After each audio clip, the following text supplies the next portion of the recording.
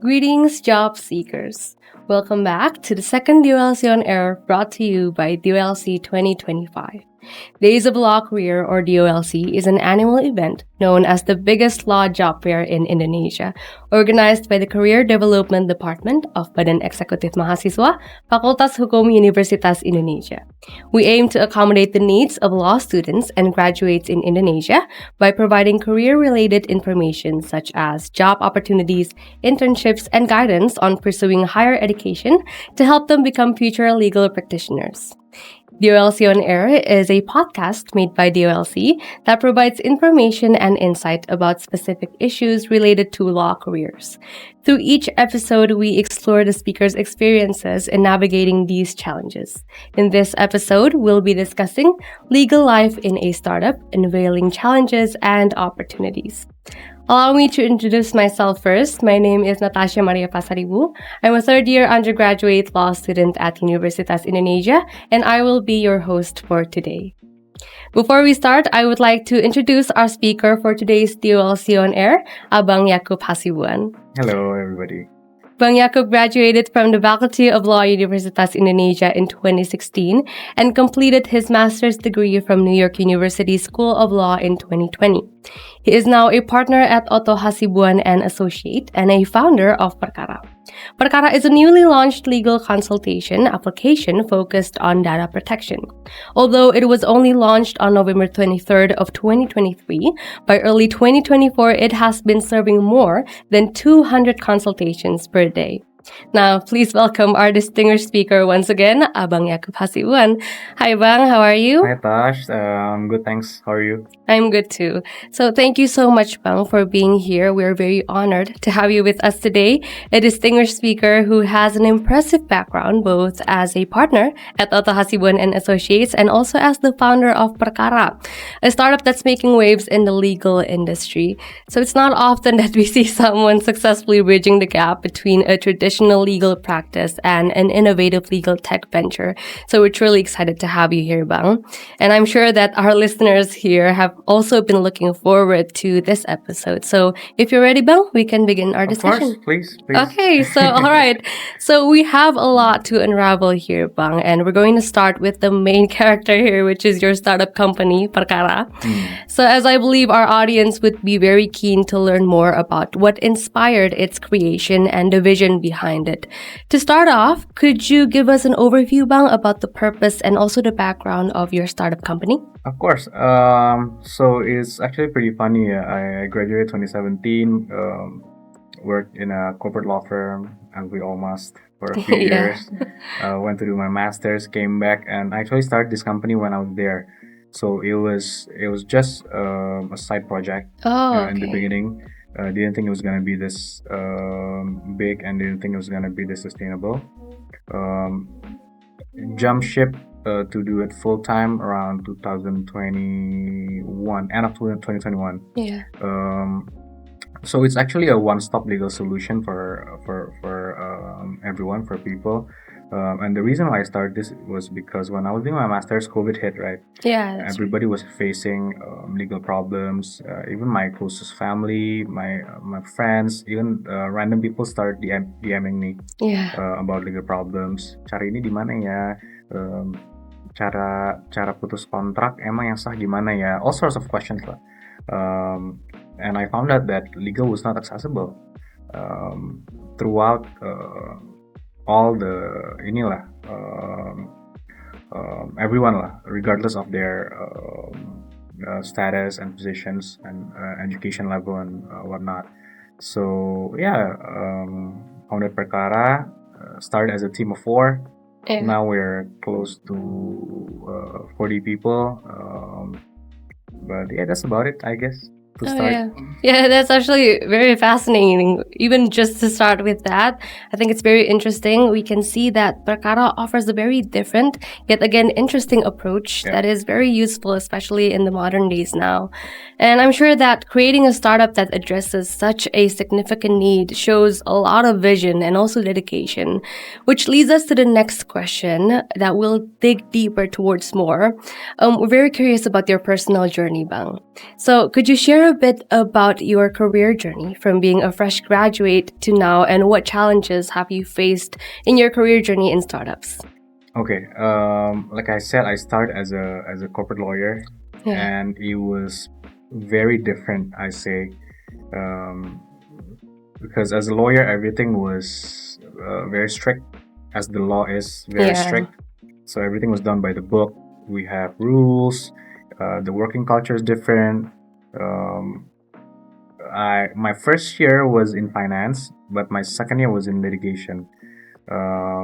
So the finance part was more tiring, I guess. For dispute, for litigation, it was a bit relaxing because all the schedule was pretty set. All the court dates were set from the beginning, and we know minggu depan baru jawaban and all.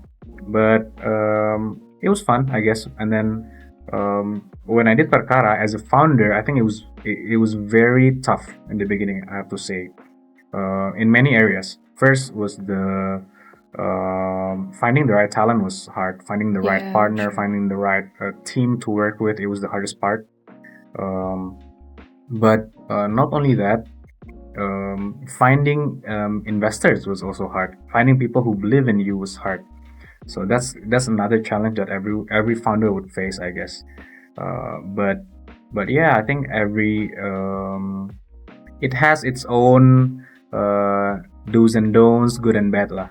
And I think I have learned to enjoy both of them. And I guess, well, for me, lawyering is always a big part of me, and I think it's always going to be a part of me, right? So I'm going to be a lawyer until hopefully till the end of my life. But building a sustainable company through this legal tech startup is also one of my biggest goals at the moment, because I think it has to be done sooner or later.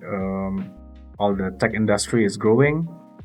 Everything has used tech into their industry. The health tech, edu tech, insure tech, everything is tech based now. Even our legal industry in general is already pretty advanced. OSS kan udah ada. Semua cari putusan is much easier now and so forth. So I think it's just it's about time lah. Hopefully it can advance even more as an industry in general. Wow. Well, it's been a long run actually, Bang. So I have to say it's very inspiring to hear about your journey from being a fresh graduate and shifting from one job to another. But it's very important to acknowledge that from when the outside everything seems perfect, but that's because from behind the scenes it took you a lot of stages to get to where you are now, right? So from that we can both agree that it is equally important to recognize that your legal background has definitely played a big role for your startup, right, Bang? So how does your legal education play a role in facing challenges and also supporting the progress of startup? Well, I'm a bit fortunate that my startup is in the field of legal. So by nature, it's definitely helpful to have legal background in a legal tech startup. But other than that, I think having a legal background is always useful, even as a dispute lawyer or litigator myself. When I deal with clients, when I talk with clients, when I try to handle their cases and their disputes. When we have a strong legal background and we can analyze cases thoroughly, I think it is very beneficial. And a lot of lawyers itu, what I know dari sekarang as a partner in a firm and having a few associates lah. Not everyone is a good problem solver, and I think that's one of the most important skills to have. Jadi working in a startup tuh, you need to be a good problem solver, and I think most of the law graduates are problem solvers and have good analytical thinking. most lah. Yeah. I'd say more than other industries, Yeah. I guess. I agree, Bang, because I mean, from the 4 years we study at our law schools, I think most of the questions that we face, most of the tests and also assignments that we face, we have to use our problem-solving skills. So I think it takes 4 years of growing that skill, and yeah, it's again useful for what we use again after our graduation. So yeah, given your diverse experience in the legal field, Bang, could you maybe share some key differences between your work as a legal practitioner in a startup company and also as a lawyer in a law firm or other jobs in the legal field? Because law students right now have so many options to pick from of what they want to do after they graduate. So I think it would be very interesting to know what the key differences are, the comparison between all those options that we have, Well, in a practical point of view, there are few differences. I think first is the working culture is very different, especially when we compare a startup to a more conventional law firm. Mungkin sekarang there are a lot of law firms that are more modern and more relaxed and chill, but where I was raised, it wasn't like that. It was pretty tough. Shout out to my mentors there. The hours were very long.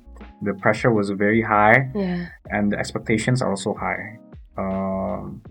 Okay, fine, you get well compensated, I guess, relatively, but yeah, I don't think it's for everyone. Whereas for startups, it's more, it's more chill.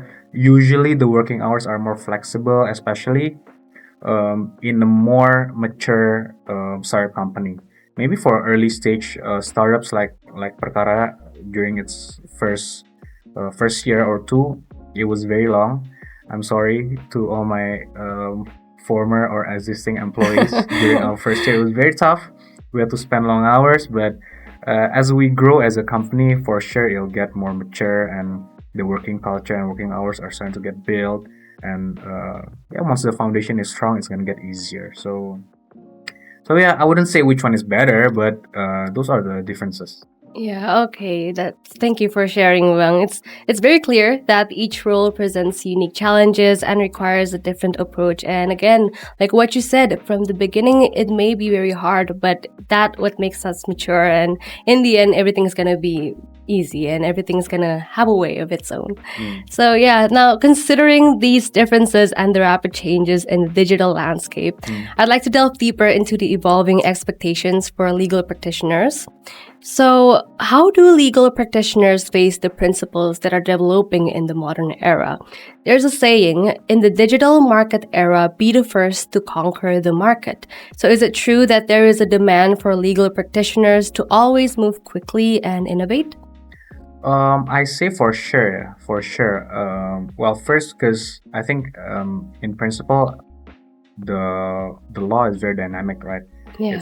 It's constantly changing. Every single day, a new law, and even doctrines. New doctrines are being made every day, and the transfer of those messages and those knowledge are very fast through social media. Every day there's a new podcast about new ideas and new theories, and even the great professors have podcasts now and have platforms to transfer their knowledge. And so I think this drives the whole industry, not only the legal industry, as I think the whole industry to adapt to the new modern era, whereas people need to adapt quickly to problems, and they need to be able to pivot in a certain way, not necessarily pivot in a drastic pindah kerjaan deh dari lawyer jadi engineer. Not that extreme, but at least we need to be able to analyze, oh ini where's the market going ya. Dulu lawyer-lawyer yang lebih konvensional, yang lebih kuat secara prinsipal, yang mungkin lebih laku misalnya. Now the lawyers need to understand the tech industry, need to understand about the current market, need to understand the behavior. Kliennya udah beda nih, udah mulai Gen Z and millennials. Kalau dulu kliennya generation yang lama-lama, yang lebih old school. And these are the things that I think need to be looked at lah, at least as young generation that are still very semangat lah untuk karirnya gitu. Yeah, I agree, Bang. I think that's become also our top priority, to adapt to the world that's always developing and always growing in different ways. So yeah, thank you so much, Bang, for your perspective on how legal practitioners are adapting to the fast-paced need. Now, to keep things engaging, we'll shift to a little bit of a different format. So this next segment will be a series of myth or fact questions. So yeah, you can tell me if this fact is a myth or it's actually a fact, and maybe you can tell me what your reasoning behind it, just briefly. Okay, so are you ready, Bang? I guess so. Okay, so we'll start with the first question. Is it true that people in startups are mostly young people? I'd say it's a fact. It's a fact. Yeah. Sorry for all the more seniors. Okay, that's fine. Yeah, it's a fact. Okay, now the second one. Is it true that startups have flexible working time? I'd say it's not an absolute fact. So I'd say since it's not an absolute fact, I say it's a myth. It's a myth? It's a myth because, like I explained myself, Okay. If it's an early stage startup, it can be very chaotic. Okay. If it's a mature startup, mature company, especially if it's a unicorn already, usually, then yeah, maybe you can have flexible hours. Okay, so maybe depends on the situation. Okay. So the next one. Is it true that we must be willing to learn and teach ourselves anything in startups? Fact, for sure. Fact. Fact. Okay, that's true. I think I agree with that too. Okay, so the next one. What do you think about, there's a saying again, startups are a grind, big companies are for work-life balance? Ooh. Tough one. Tough one. I think it depends. As a founder or as an employee, but I'd say fact lah. Fact. I'd say fact. Okay, that's actually interesting. I think fact for now. For now. Okay, now the last one, last but not least, this one's a little bit controversial, Bang. So, is it true that working in a startup means we'll have to accept lower pay? Why don't you answer that one first? Let's change the format a little bit. Why don't you answer that one first? Okay, I'll say that's a myth. Yeah, I'll say that's a myth. Me too. Okay. I think that's a myth. Okay, thank God then. Okay, so well, that's great then. That shuts up all the rumors about that. Of course. Yeah. Yeah, okay, so that's actually the last question. We've covered a lot on this topic, and you have given us such amazing insights, Bang. If we could actually discuss this topic for hours. Of course. But yeah, unfortunately, this will be the end of this episode. But before we end this episode, I have one last question for you, Bang. Okay. So could you give us, especially all the law students out there and all the fresh graduates, some advice and encouragement in building a career, and a bright future, actually, especially in a startup, not only for us, but mostly for the better of the world? Oh, okay. Of course, there are a lot of things that we can cover, but I'll try to summarize it. For those of you who want to be a startup founder, don't. I'm just kidding. No. I'm just kidding. I think what you need to have for sure is resilience. Whatever you do, no matter what career you decide to pursue first, just don't be afraid to make mistakes. Just do it. Don't be afraid to pivot as well. Maybe after a few years working in a firm, you're tired, you're bored, you want to try a startup. After a few years in startup, you're bored, you want to change into another profession. It's totally fine, I think. So just remember that you're in your own race. So you're not racing with anyone else. There we have it. So yeah, thank you so much, Bang, Thank you, for the Tasha, advice for and the- encouragement. That Thank was you. very great, and I Mm. hope that was very helpful to all of us here. Hopefully. Yeah, hopefully, I'm sure. So, and to end this episode of DOLC on air, I would like to briefly recap what our Bang Yakup has mentioned before, what our discussion has been before. So, Bang Yakup Hasibuan explores the journey from being a corporate lawyer to founding a startup, Prakara, which offers a one-stop legal solution. Initially working in finance and disputes, the shift to entrepreneurship brought new hurdles like finding partners and investors. The tech industry's growth has heavily influenced the legal field, pushing founders like you to merge law with technology. The startup environment contrasts with traditional law firms in terms of flexibility and work-life balance, especially as the company stabilizes.